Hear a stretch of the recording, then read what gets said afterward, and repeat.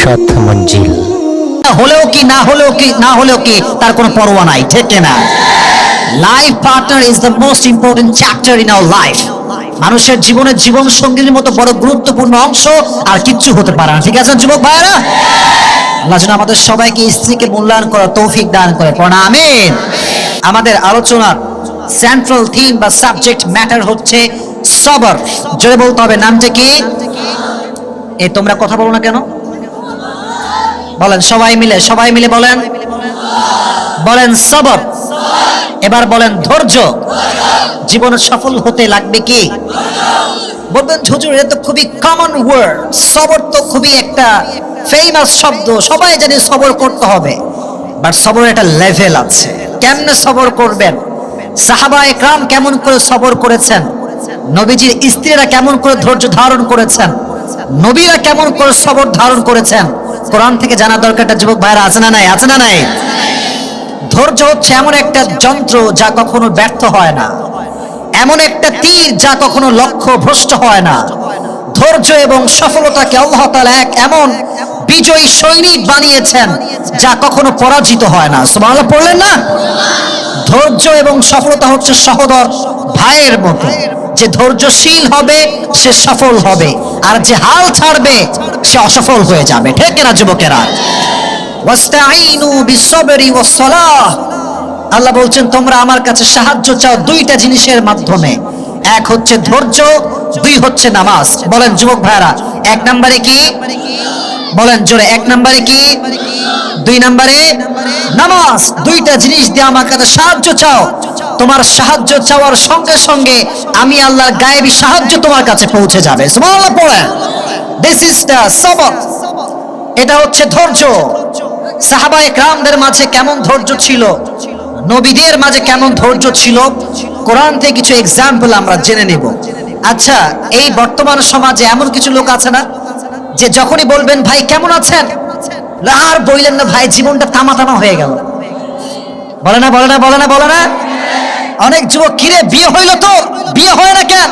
বলে কিসের বিয়ে মিয়া, ছেঁকা খেয়ে বেকার হয়ে গেছে। আমাদের কথার মাঝে কেমন যেন সবরের পরিচয়টা নাই। সবের যে হবে, ধৈর্যশীল যে হবে, যখনই তার সঙ্গে কেউ বলবে ভাই হাউ আর ইউ, কেমন আছেন, তার কোনো কথা ছাড়া সে প্রথমে বলবে আলহামদুলিল্লাহ। বলেন সবাই আলহামদুলিল্লাহ। কেউ যদি বলে তুমি কেমন আছো, ভাই আলহামদুলিল্লাহ অনেক ভালো আছি, এই যে বলবেন আমি ভালো আছি, আল্লাহ এতটা খুশি হয় বান্দার এই শুকরিয়ার কারণে যে আল্লাহ বান্দার সমস্ত দুঃখ কষ্টকে হালকা করে দেয়। সুবহানাল্লাহ পড়েন আপনার যুবক ভাইরা, সবাই সুবহানাল্লাহ পড়েন।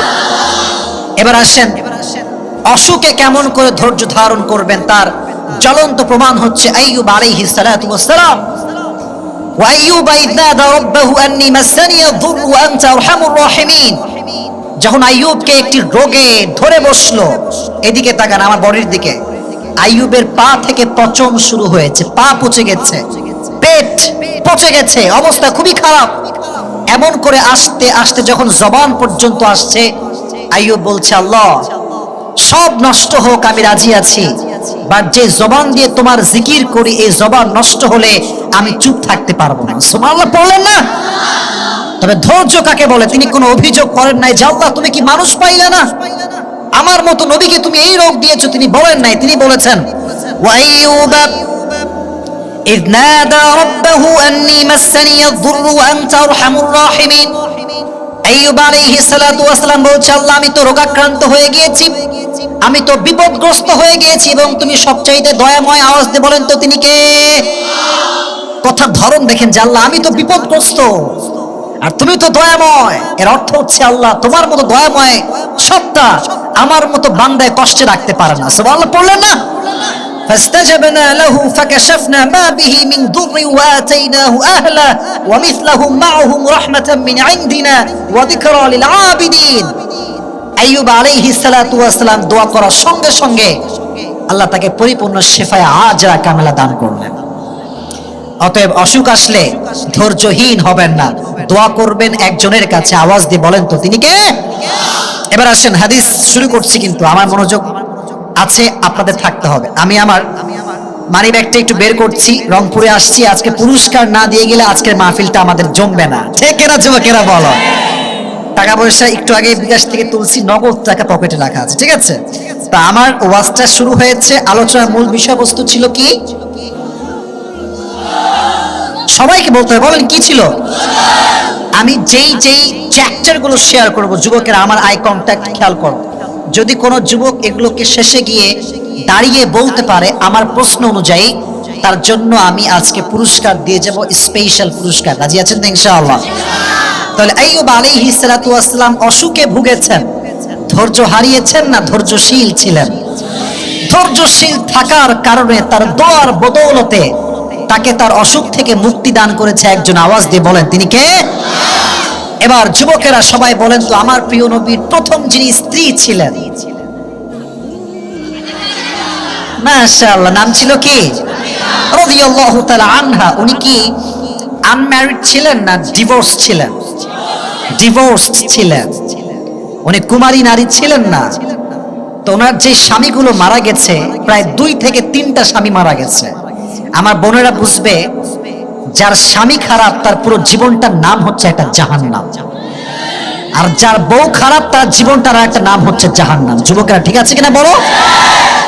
খাদিজা রাদিয়াল্লাহু তাআলা আনহা যখন তার স্বামীগুলোকে হারিয়ে ফেললেন, she started to think that I will never ever get married again. উনি ভাবতে লাগলেন যে তাকাররারা খাদিজা আন্নাহা লান তাতাযাওয়াজা মাররাতান উখরা, উনি আর কখনো বিয়েই করবেন না, এটাই আমার শেষ, আমার স্বামী সব মারা গেছে, আমি কখনো বিয়ে করব না। তো দেখেন, এদিকে তাকান, হাদিসগুলো মনোযোগ দিয়ে শুনতে হবে। খালি ঠিক বেঠিক, ক্যামেরা নামাও, লাইট খটাও, এই করো সেই করো, এগুলোর নাম কিন্তু ওয়াজ না। আর মাথায় রাখবেন, একটা ওয়াজের সফলতা লোকের মাধ্যমে হয় না, যে লক্ষ লক্ষ যুবকের ঢল নেমেছিল, না। This is not a success of lecture, this is not a success of ওয়াজ মাহফিল। মাহফিল তো সফল হবে তখন যখন আমার কথার দ্বারা আপনার জীবন পরিবর্তন হবে। Keep quiet and keep silent. Khadija রাদিয়াল্লাহু তাআলা আনহা একদিন ঘুমিয়ে আছেন, হঠাৎ করে স্বপ্নে দেখছেন চতুর্পাশ অন্ধকার, আমাবস্যার রাতের মতো অন্ধকার, বাট আকাশে একটা চাঁদ ঝলমল ঝলমল ঝলমল করছে। যখন তিনি তাকালেন আকাশের চাঁদের দিকে, দেখলেন যে আকাশের চাঁদটা কেমন যেন ভেঙে চুরে খাদিজার বুকের দিকে নেমে আসছে। আর যখন চাঁদটা জমিনে নেমে আসছে, এই আমাবস্যার রাত জ্যোৎস্নার মতো আলোকিত হয়ে গিয়েছে। সুবহানাল্লাহ। তো আসতে পড়লেন, জোরে সুবহানাল্লাহ পড়লেন না? স্বপ্ন দেখার সঙ্গে সঙ্গে খাদিজা রাদিয়াল্লাহু তাআলা আনহার ঘুম ভেঙে গিয়েছে। ঘুম যখন ভেঙে গিয়েছে, তিনি সঙ্গে সঙ্গে উঠে ওয়ারাকা বিন নাফিলের কাছে গিয়েছেন, তার চাচা হয়। স্বপ্নের ব্যাখ্যাকারক ছিলেন তিনি। বলছে, চাচা জান, আমি স্বপ্নে দেখেছি কি জানেন? বলছে, কি স্বপ্ন? বলছে, রাত গভীর অন্ধকার, হঠাৎ করে চাঁদের একটা টুকরা আমার বুকের দিকে নেমে আসছে, এবং ওই চাঁদের আলোতে পুরো আশেপাশের সবকিছু আলোকিত হয়ে গিয়েছে। এটার ব্যাখ্যাটা কি? চাচা সব কিতাব খুললেন, তাওরাত ইনজিল খুললেন। উনি ব্যাখ্যা পড়ে বুঝতে পারলেন যে ব্যাখ্যাটা আসলে কি হবে। উনি বললেন, তোমার বুকে যেই চাঁদটা আসছিল, ওই চাঁদটা হচ্ছে শেষ নবী, প্যারা নবী, বিশ্ব নবী মুহাম্মদুর রাসূলুল্লাহ সাল্লাল্লাহু আলাইহি ওয়াসাল্লাম। উনি বললেন যে মানে এর অর্থটা কি? উনি বললেন যে, খাদিজা, তুমি যে বলেছিলা যে I will never ever get married again, আমি যে আর বিয়ে করব না, আল্লাহ তোমার জন্য এমন একটা পাত্র রেডি রেখেছে, তুমি বিয়ে না করে যাবা কোথায়? সুবহানাল্লাহ পড়েন আপনারা। উনি কিন্তু ধৈর্যের পরিচয় দিয়েছেন, ভেঙে পড়েন নাই। বাবার মৃত্যুর পরে কোটি টাকার বিজনেস, উনি একা একজন নারী সব বিজনেস সামলেছেন। আল্লাহু আকবার। তো বলছে, তাই নাকি? তাহলে কি সবরের ফল এত মিষ্টি হয়? ধৈর্যের ফল এত মিষ্টি হয়? অপেক্ষা শুরু করলেন যে কবে আমার সঙ্গে তার দেখা হবে। হঠাৎ একদিন নবীজির সঙ্গে দেখা হলো ব্যবসার খাতিরে। লম্বা হাদিস, আমি শর্টলি বলছি, প্রেসাইজলি বলছি। নবী যখন খাদিজার ঘরে প্রবেশ করলেন, খাদিজা বলেছেন, আমি ফিল করলাম যেন পূর্ণিমার চাঁদ আমার ঘরে প্রবেশ করেছে। আমার হৃদয়ে একটা প্রফুল্লতার ছোঁয়া বয়ে গেল। আল্লাহকে বললাম, আল্লাহ, তুমি যে তোমার ধৈর্যশীল বান্দিকে এত ভালোবাসো, আজকে আমি তিলে তিলে তিলে প্রমাণ পাচ্ছি। সুবহানাল্লাহ পড়েন। তো নবীজিকে দেখে তোমার প্রথমে পছন্দ হয়ে গেছে, বাট উনি কনফিউজ যে আসলে কি এটা শেষ নবী? এটা কি আসলেই সেই নবী যার কথা আমার চাচা আমাকে বলেছিলেন? উনি তাওরাত ইনজিল খুললেন, থাক লাগবে না, তাওরাত ইনজিল খুলে মিরাতে শুরু করলেন যে শেষ নবীর দেহের বৈশিষ্ট্য কেমন হবে। উনি পড়তে শুরু করলেন শেষ নবীর দেহের বৈশিষ্ট্য হবে বুকটা হবে উঁচা, পেটটা হবে নিচা, হাইটটা হবে he will be neither absolutely white no deep brown, কালারটা হবে খুব বেশি সাদাও না খুব বেশি কালোও না, এটা হবে একদম সুন্দর লাবণ্যময় চেহারা। সুবহানাল্লাহ পড়লেন না? আর হাইটটা কেমন হবে?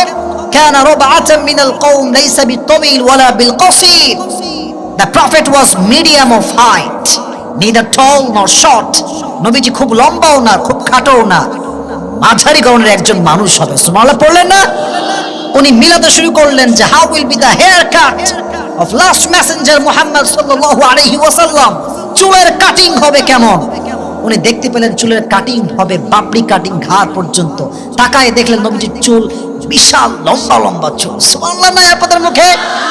ওয়া কানা ইউফাররিকু বাইনা শা'রি, শেষ নবীর চুলের মাঝখানে সিঁথি থাকবে। ভিডিওটি ভালো লাগলে লাইক ও সাবস্ক্রাইব করে পাশে থাকবেন। ধন্যবাদ।